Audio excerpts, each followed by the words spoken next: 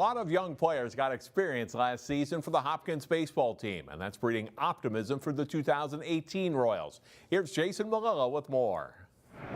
Hopkins moved players around quite a bit last spring in an effort to see how the pieces would fit together. The Royals are hoping the puzzle will be more complete this season. A lot of these guys aren't stepping on the varsity field for the first time. They're familiar, they get in games and they've been there.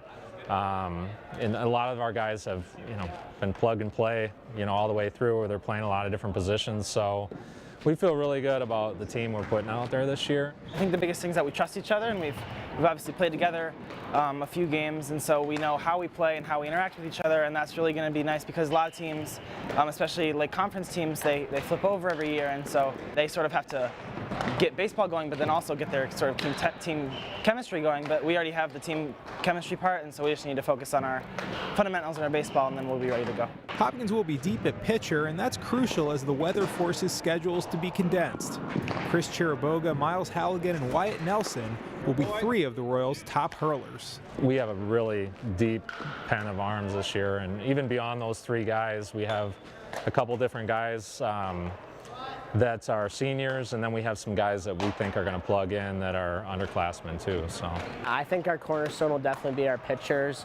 We have more pitching this year than we have any other years I've been on the team. From seniors to juniors and sophomores, we should have a bunch of guys who can contribute and come in any moment of the game and make an impact and get us out of an inning and get our bats back in the lineup.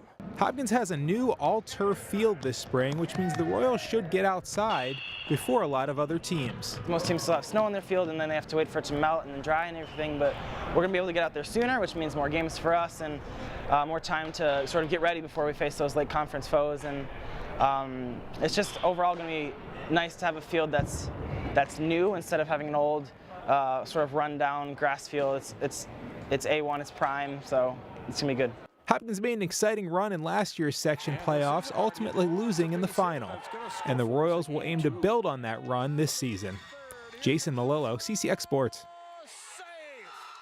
The Royals are hoping to get a game in next Tuesday afternoon when they are scheduled to host Roseville.